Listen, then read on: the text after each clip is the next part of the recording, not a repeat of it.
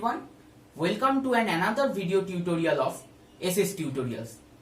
In this video I will discuss about the floral formula. Maybe this video is too much long, so keep patience and watch this video till end to know how you can write down a floral formula of any flower. So let's start. So to know about these floral formulas, at first we have to understand some symbols. Here I have written some symbols, 9 symbols. So at first we will discuss about this first symbol, Br. This Br means the bracteate. Bracteate means bracts are the appendages which is found in the flowers. If it's a inflorescence of a flower, then it's a pedicel, and in this pedicel you can find that a small appendage. This appendage is known as bract.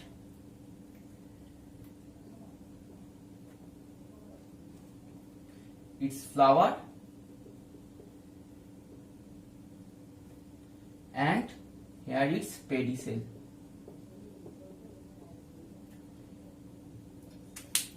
These bracts are small leafy structures. Usually these bracts are greenish in color. Sometimes these bracts shows different colors, different modifications.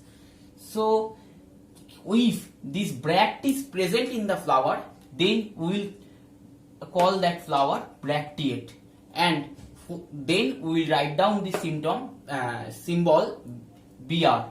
And when the bract is not present in this flower, then we will call it ebracteate and write down that symbol Ebr. E means accent. Then we will discuss about bracteole or BRL, this symbol. When bracteole is present, then we will call that the bracteolate flower. So here in some flowers, here another appendage is there. It's small appendage, then it's smaller than bract, and another small appendage in here. This appendage is known as bracteole.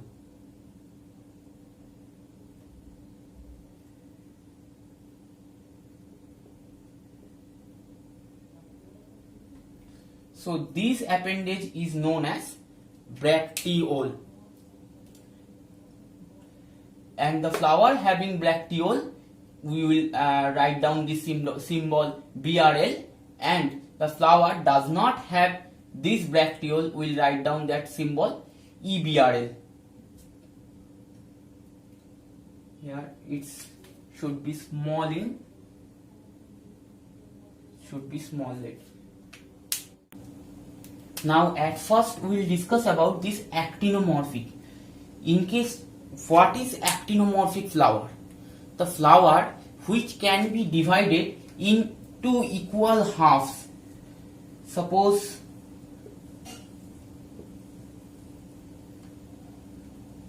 it's a flower and it can be divided into equal halves in any radial planes passing through its center.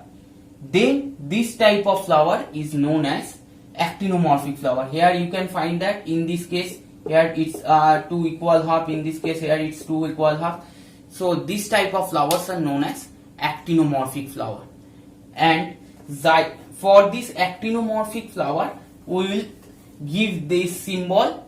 Here this symbol is there, and then we will discuss about zygomorphic flower. The flowers, let's think about this flower. Here is the calyx of it. Here is pedicel.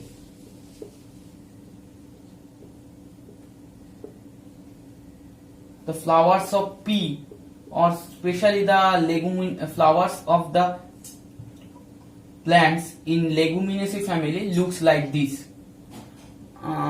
this type of flower we cannot get equal halves, two equal halves in any when we will cut down it in any radial plane. So if we cut down this from here, then we will get two equal halves, but if we cut down it from here, then we cannot get two equal halves. So this type of symmetry is found in flowers, this known as zygomorphic flower. For this zygomorphic flower, we will write down this symbol, percentage. It looks like a percentage in mathematics. You know about this percentage sign. It looks like this.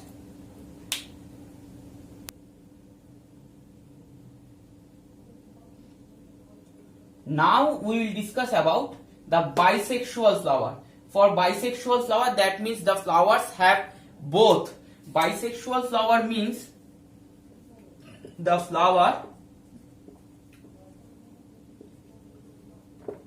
have both male and female sexual characters.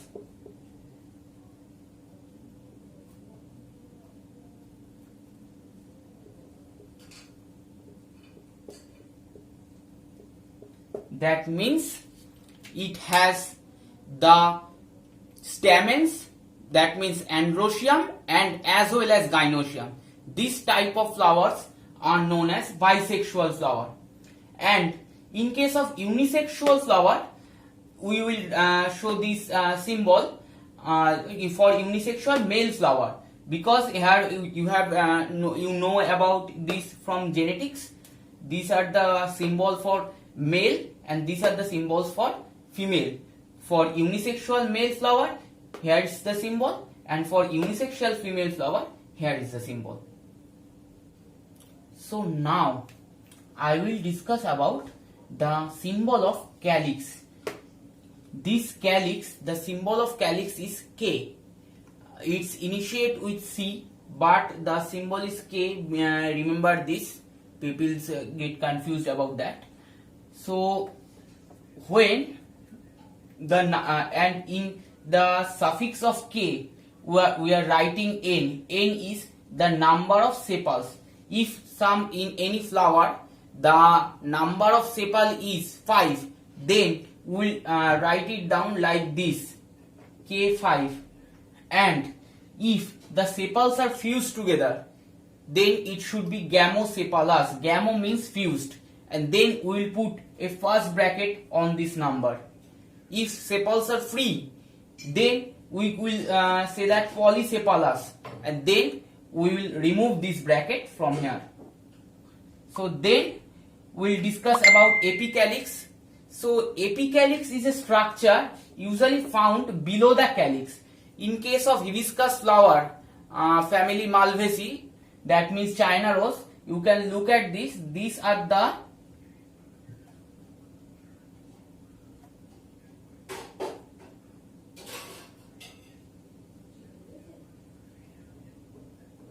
structure of calyx, and inside these sepals you will get some extra appendages outside of it, like this, like this, like this. These are known as apicalyx. These are greenish in color, as looks like calyx, but it has extra appendages. These are known as apicalyx. These apicalyx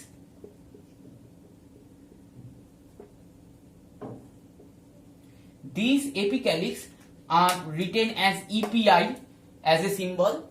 Many people does not use this symbol during writing this floral formula, but I have given that. Then we will discuss about corolla. For corolla, it starts with C and the symbol is also C. And here its N stands for the number of petals. In case of calyx, it was the number of sepals, and in case of corolla, it is the number of sepals. So if we have any flower having 5 petals, then we will write down it like this, C5. And if these petals are fused, then we will put down this bracket, that means gamos petalus. And if these petals are free, then we will remove this bracket and write down like this. Then we will discuss about perianth. Perianth initiates with P, so its symbol is P. So what is perianth? Sometimes in some flowers this calyx and corolla cannot be distinguished because these two floral parts are fused together or they appear as in same color. Then this type of floral appendage is known as perianth. So perianths are the structure in which the sepals and petals are fused together. Sometimes they look similar because they are same in color.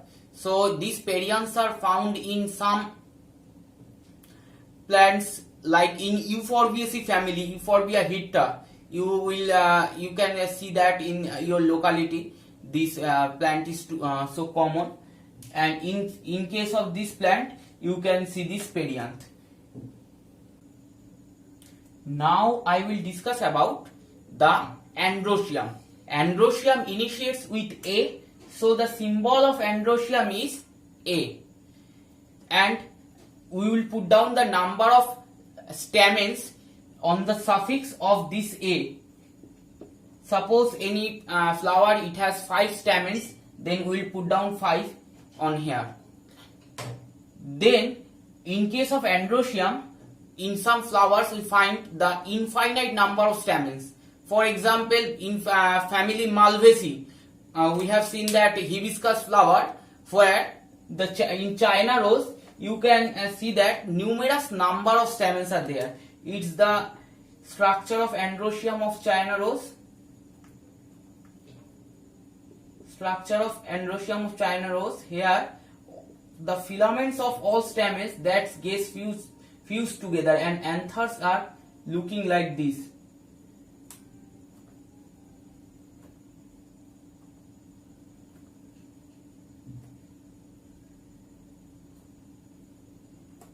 This type of stamen is known as monadelphous stamen.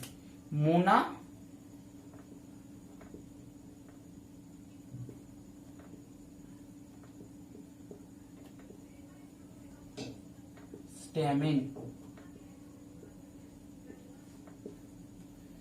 These type of stamens are known as monadelphous stamen, and here to denote this type of stamens we will put down infinity sign instead of number. Then we will discuss about epipetalous stamens, the stamens in which the petals and the stamens are fused together. In some stamens, you can look at this diagram. It's a petal and the stamens are fused together on here.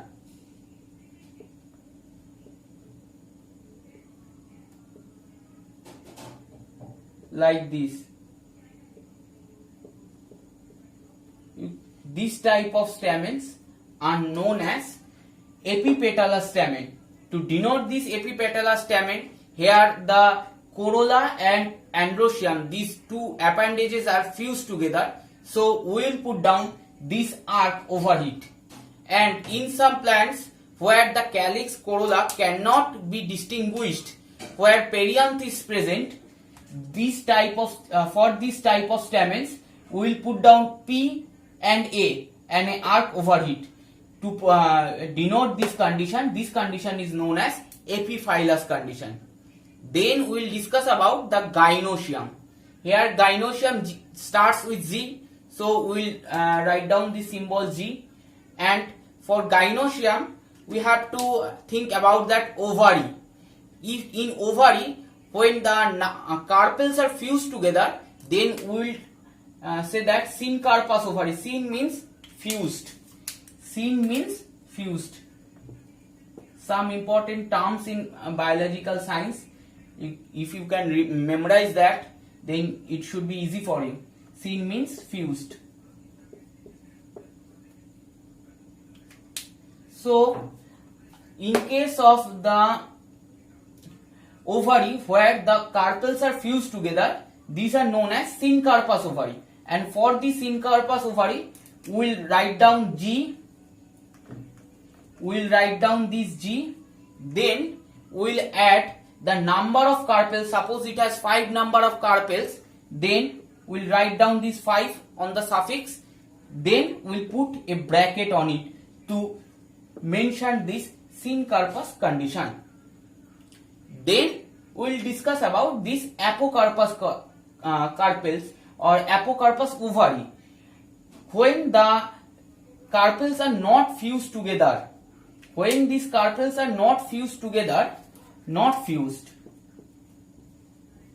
then this condition is known as apocarpous condition.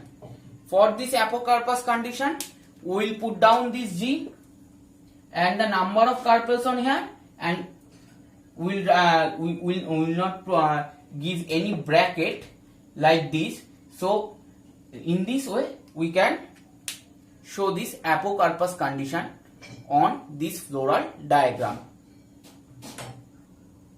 So now I will discuss about these 3 types of ovary: superior ovary, inferior ovary, and semi-inferior or half inferior ovary.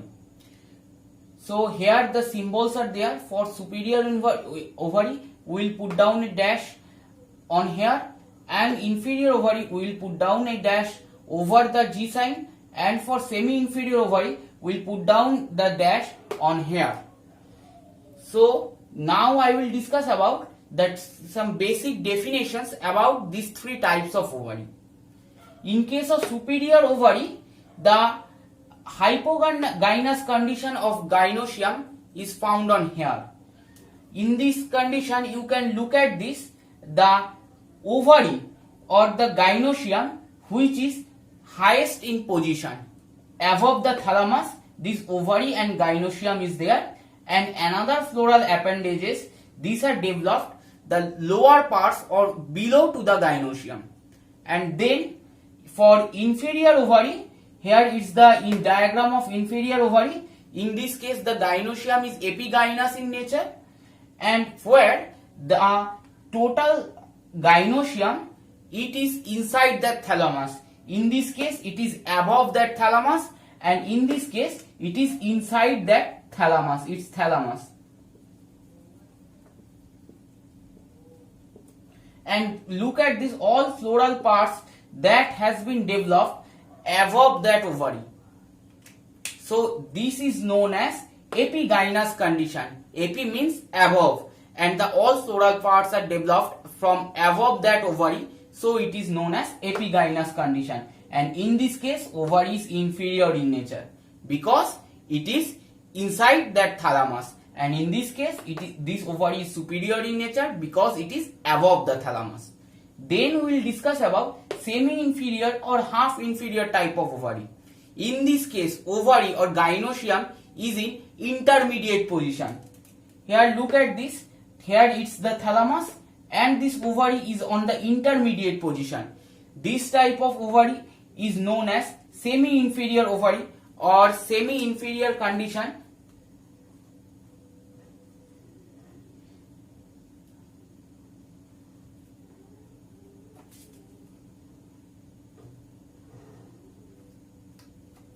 Semi-inferior condition, and it is perigynous in nature.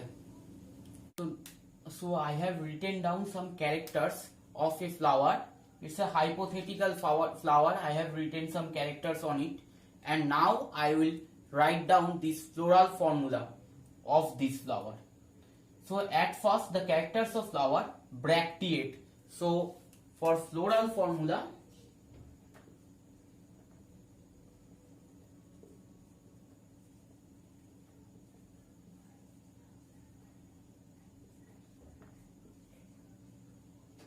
I will put down Br. Then zygomorphic, I have put down that sign. Then bisexual, I have put it down that sign. Hypogynous, it's not, I will not write down on here. Then calyx for K. Number of sepals 5. Gamosepalous, so I will put down this bracket on here. Valvate aestivation, it's required for the floral diagram, so now I will not put down that. Then corolla, for corolla I will write down this C. Then the number of petals 5.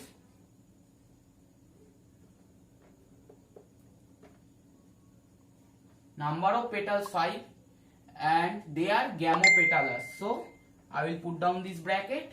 Valvate aestivation is not required for floral formula. Then androecium A. Number of stamen 5. Free, so I will not put down any bracket on here. Then these are epipetalous, so I will put down this arc over it. Then carpel G. Number of carpel 2. For gynoecium I have put it down G, and number of carpels 2. Syncarpus, that means fused, I have given this bracket on it. And ovary superior, that means it will sit on here. I will put down this dash.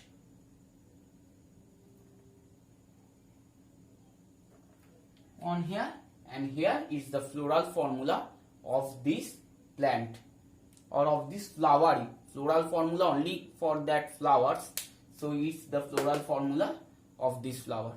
Thanks for watching my video till end. If you like this video, then like it, share it with your friends, and don't forget to subscribe my channel to get more videos like this. Thank you.